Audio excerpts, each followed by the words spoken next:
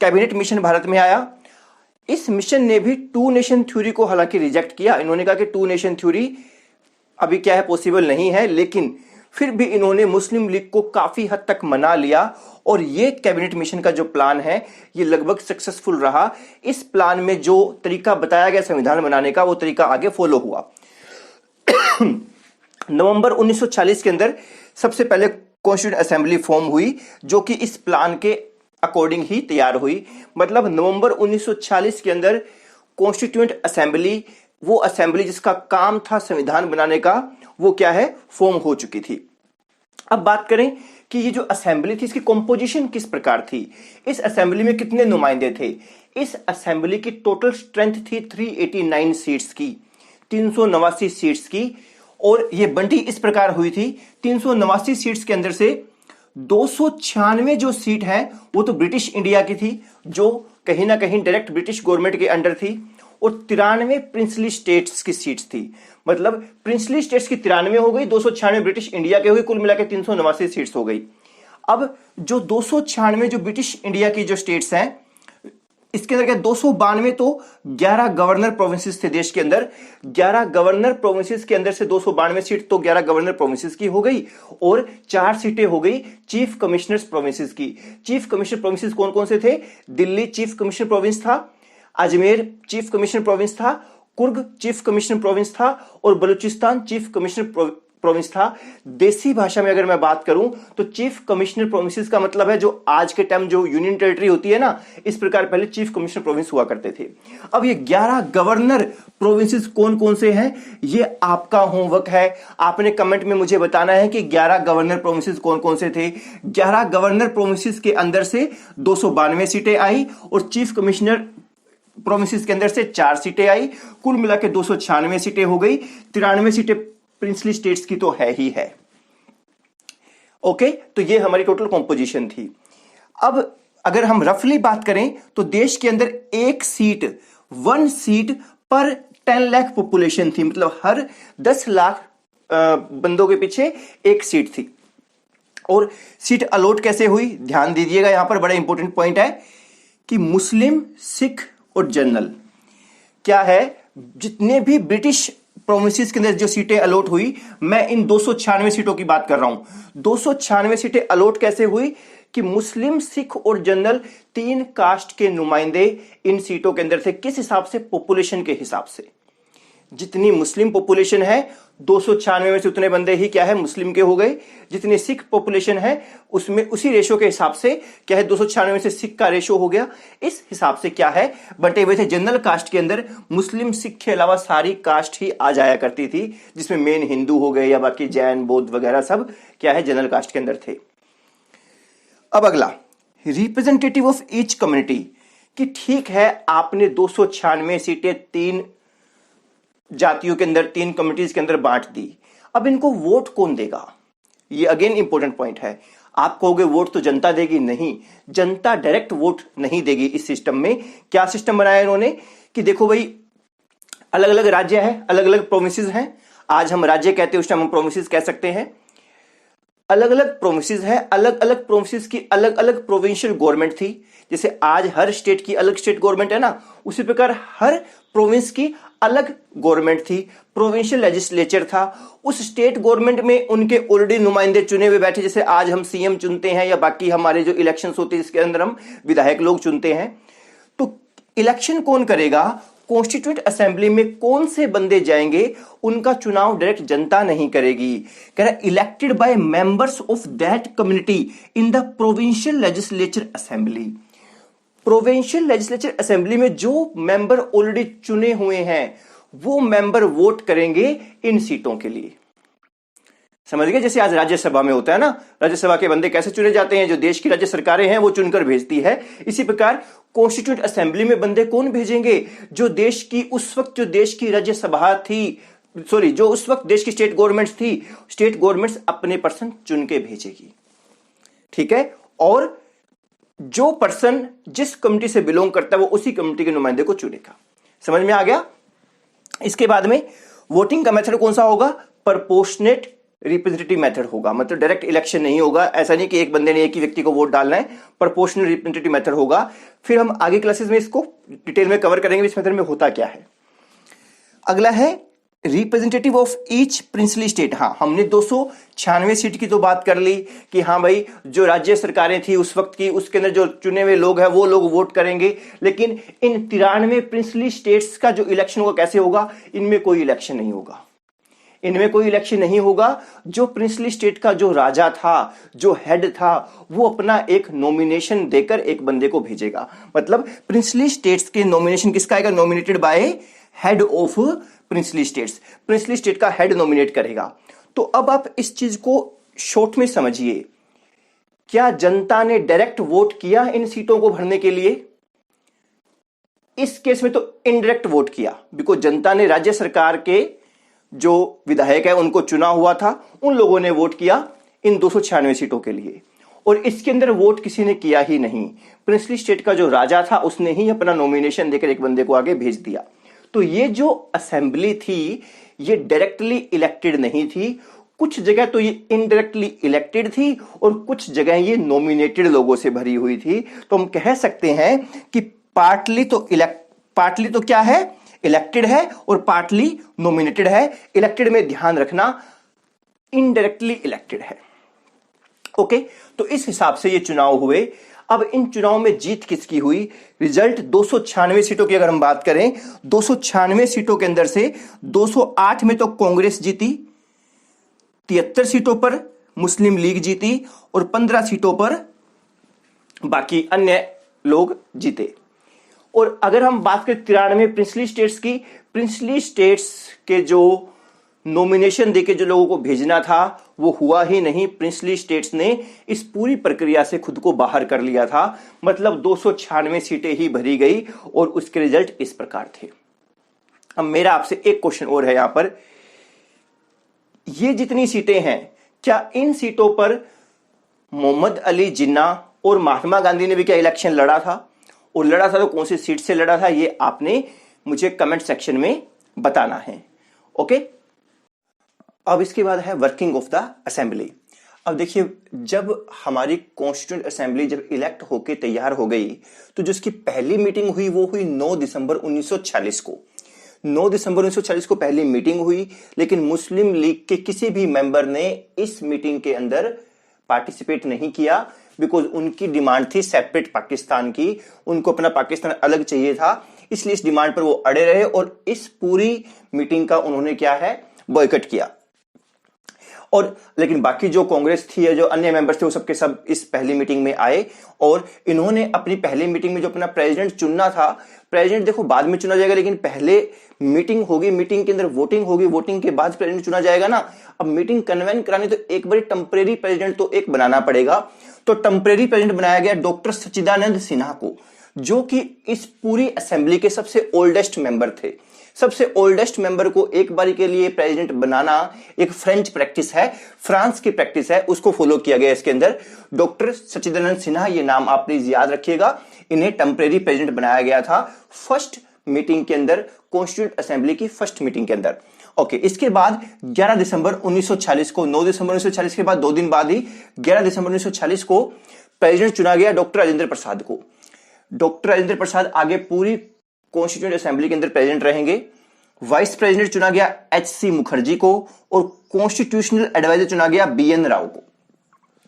इसके बाद में जब मीटिंग शुरू हो गई, इसके अंदर फिर सबसे पहले ऑब्जेक्टिव रिजोल्यूशन पास किया गया। भाई ये जो संविधान बनाया जा रहा है या ये जो असेंबली बनी है, इसका मेन उद्देश्य क्या है, ये ऑब्जेक्टिव रिजोल्यूशन पेश किया जवाहरलाल नेहरू ने 13 दिसंबर 1940 को। और इस पूरे प्रस्ताव को सभी मेंबर्स ने यूनानिमसली एक मत से सबने क्या है, एक्सेप्ट किया। और जो इसी ऑब्जेक्टिव रिजोल्यूशन का जो मॉडिफाइड वर्जन है, बाद में जाकर हमारे संविधान का प्रियम्बल बना, हमारे संविधान की प्रस्तावना बनी। इसी रिजोल्यूशन को थोड़ा सा मॉडिफाई करके प्रियम्बल बना दिया गया।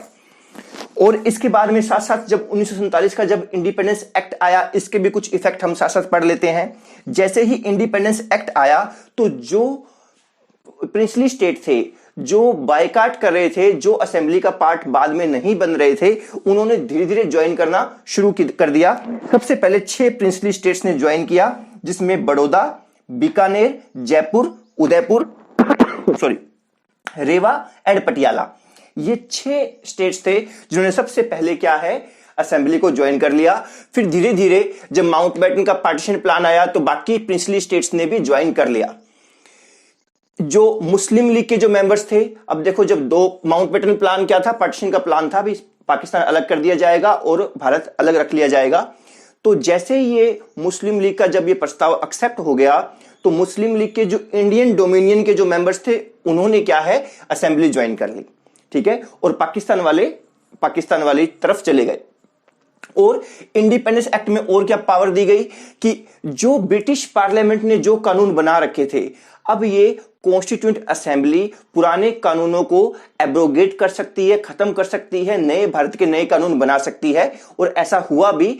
हमारे जब से ये इंडिपेंडेंस एक्ट आया है उसके बाद में हमने बहुत सारे पुराने एक्ट चेंज कर दिए हैं, कुछ ही बचे हैं जो क्या अभी भी हम ब्रिटिश टाइम के एक्ट अभी तक फॉलो कर रहे हैं। तो ब्रिटिश पार्लियामेंट के पुराने सारे एक्ट को एब्रोगेट करने की पावर दी गई इस एक्ट के अंदर।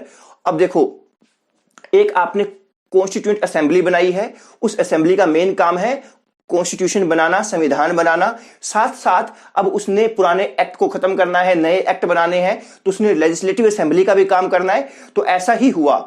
उसके बाद में इंडिपेंडेंस एक्ट आने के बाद में जो हमारी कॉन्स्टिट्यूएंट असेंबली है वो एक दिन तो काम करती थी कॉन्स्टिट्यूएंट असेंबली के रूप में संविधान बनाने के लिए, एक दिन काम करती थी लेजिस्लेटिव असेंबली के रूप में कानून बनाने के लिए। तो जब जब ये लेजिस्लेटिव असेंबली के रूप में काम करती, जीवी मावलंकर ये प्रेसिडेंट होते थे, ये चेयरमैन होते थे, ये प्रिसाइडिंग ऑफिसर होते थे। और जब जब ये कॉन्स्टिट्यूएंट असेंबली के रूप में काम करती, हमने पहले ही हमारा प्रेसिडेंट किसको चुन रखा है, डॉक्टर राजेंद्र प्रसाद को। तो राजेंद्र प्रसाद इस वक्त क्या है, ये चेयरमैन होते थे। मतलब एक दिन जीवी मावलंकर जब एज ए लेजिस्लेटिव असेंबली के रूप में काम किया जा रहा है, और एक दिन राजेंद्र प्रसाद जब वो कॉन्स्टिट्यूएंट असेंबली के रूप में वो मीटिंग चल रही है।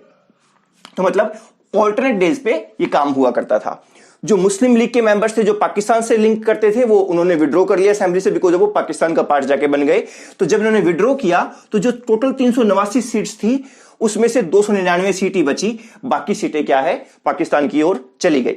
ईस्ट पाकिस्तान, वेस्ट, जो हमने पहले पढ़ा है, ईस्ट वेस्ट, वहां चली गई। और क्या क्या काम हुए इस असेंबली ने, और क्या क्या किया, जो भारत है उन्हें कॉमनवेल्थ की मेंबरशिप दिलवाई। जो कॉमनवेल्थ नेशंस है उनका भारत मेंबर बना। ये एक एक्ट पास हुआ और देश का नेशनल फ्लैग चुना गया, नेशनल एंथम चुना गया और नेशनल सॉन्ग चुना गया। इनको भी क्या है, इसी असेंबली ने क्या है, अप्रूवल दिया। और राजेंद्र प्रसाद को पहला भारत का राष्ट्रपति भी चुना गया।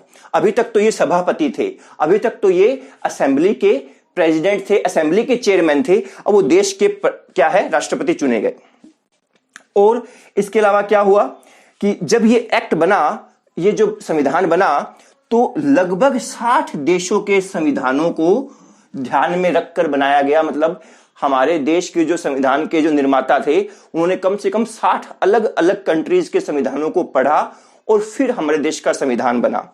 और इस संविधान को बनाने में जो एक्सपेंस आया 64 लाख का, 64 लाख का खर्चा आया। और जो इसका लास्ट सेशन हुआ वो हुआ 24 जनवरी 1950 को। आपको पता है 26 जनवरी 1950 हमारा रिपब्लिक डे के रूप में मनाया जाता है।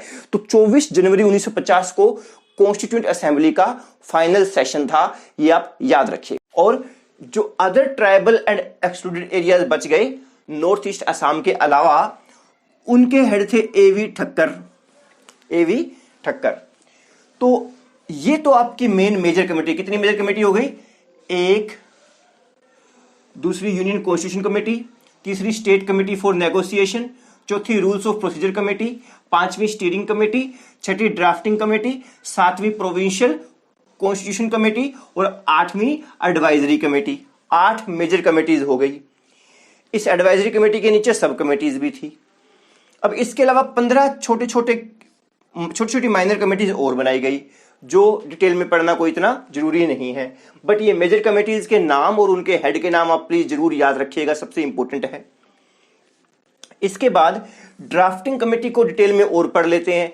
ड्राफ्टिंग कमेटी के अंदर मेन कौन कौन से सदस्य थे।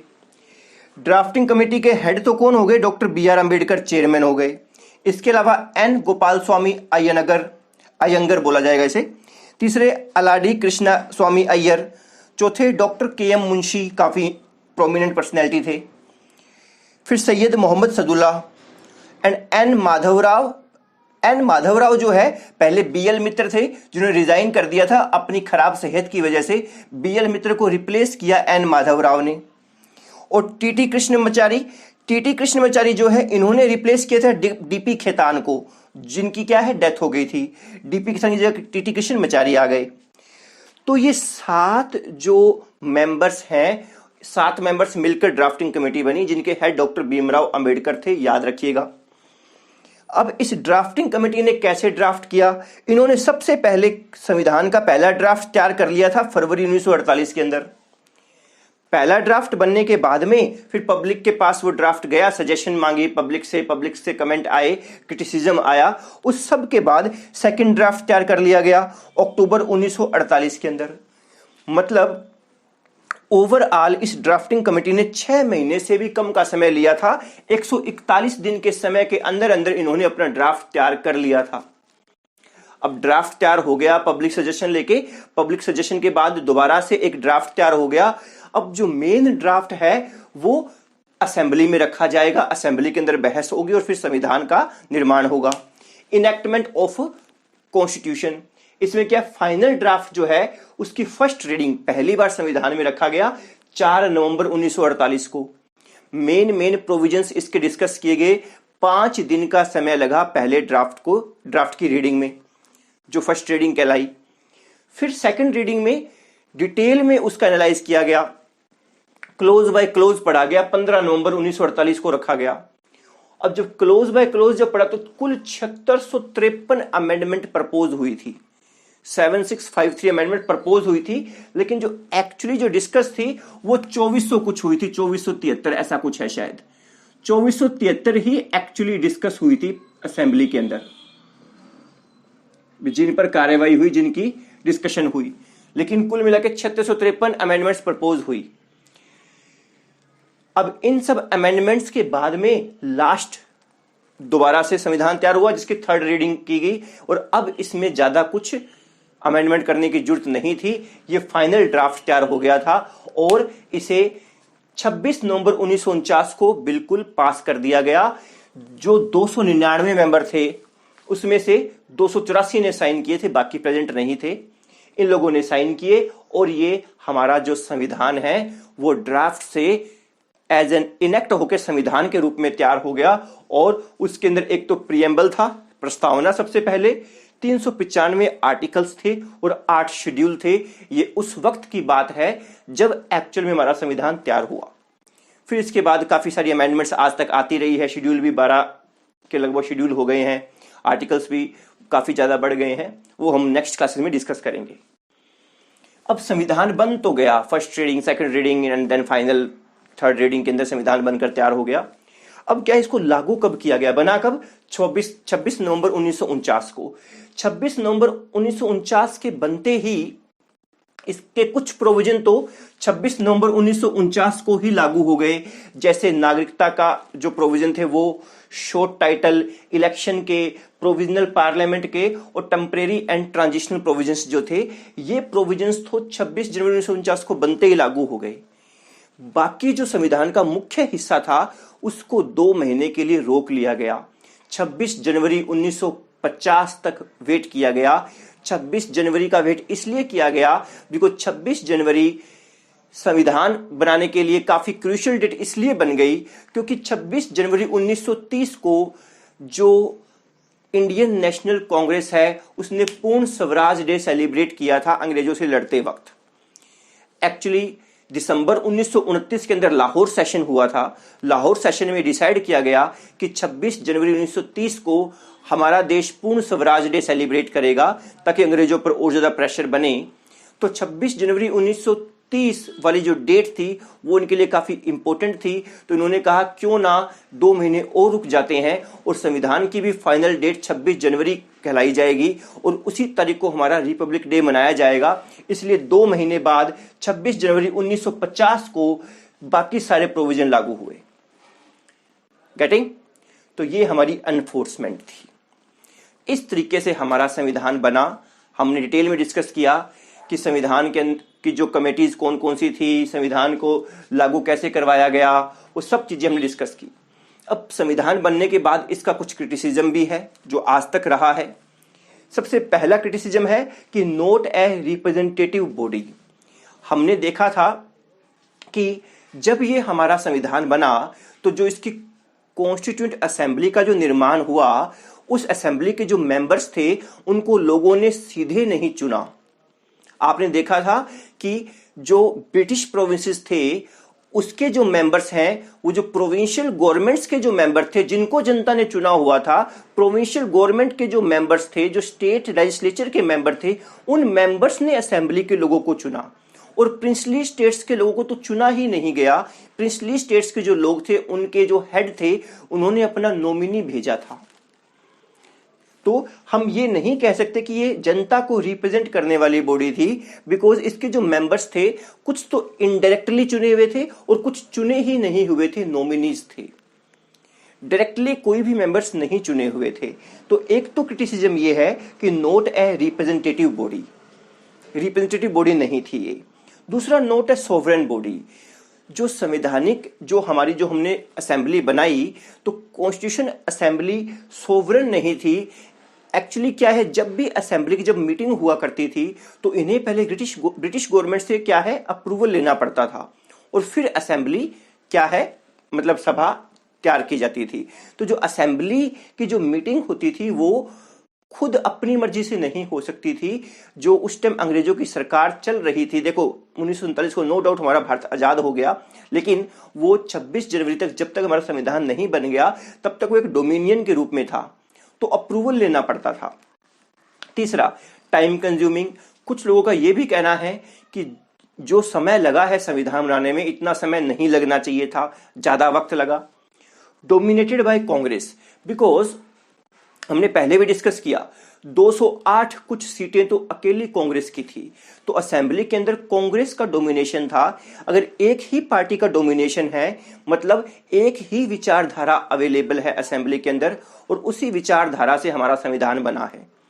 तो ये भी एक काफी बड़ा क्रिटिसिज्म है कि डोमिनेटेड बाय कांग्रेस जो संविधान बना उसमें एक ही विचारधारा के लोग थे और उन्होंने संविधान का निर्माण किया। लॉयर पॉलिटिशियन डोमिनेशन, बिल्कुल, कि जो असेंबली थी, असेंबली में मोस्टली लोग थे वो वकील लोग थे या फिर पॉलिटिशियन लोग थे। मतलब जो अदर जो एक्सपर्ट एरियाज हैं, उन एक्सपर्ट एरियाज के लोग नहीं थे। जैसे इकोनॉमिस्ट हम ले लें या फाइनेंस के एक्सपर्ट ले लें, इस तरह के एक्सपर्ट लोग नहीं थे, या तो लॉयर थे या पॉलिटिशियन थे। इसी कारण क्या है, हमारा संविधान हमने पहले भी डिस्कस किया है कि काफी बड़ा संविधान बना है। ये रिटन कॉन्स्टिट्यूशन काफी बड़ा कॉन्स्टिट्यूशन है, बिकॉज लॉयर पॉलिटिशियन डोमिनेशन के कारण ही क्या है, ये बल्कि बन गया मतलब। और लास्ट है डोमिनेटेड बाय हिंदूज। ये भी कहना है कि असेंबली के अंदर मेजर लोग हिंदू ही थे, नाम मात्र के मुस्लिम या अन्य कास्ट के लोग थे। तो डोमिनेशन बाय हिंदू का भी इस पर टैग लगा कि हिंदू सेंट्रिक संविधान बना है। बट आपको पता है काफी कोशिश की गई है कि हिंदू सेंट्रिक हमारा संविधान ना बने और शायद नहीं भी है, बट क्रिटिसिज्म करने वालों ने ये पॉइंट भी दिया है। तो इसके साथ ही हमारा मेकिंग ऑफ कॉन्स्टिट्यूशन का चैप्टर खत्म होता है। Thank you.